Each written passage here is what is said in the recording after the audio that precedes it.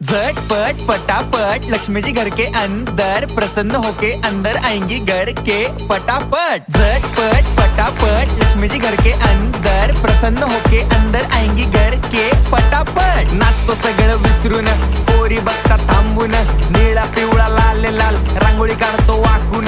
सणासुदीला रांगोळी काढ, भाऊचा बर्थडे रांगोळी काढ, नवीन वर्ष रांगोळी काढ, कलर उरला रांगोळी काढ।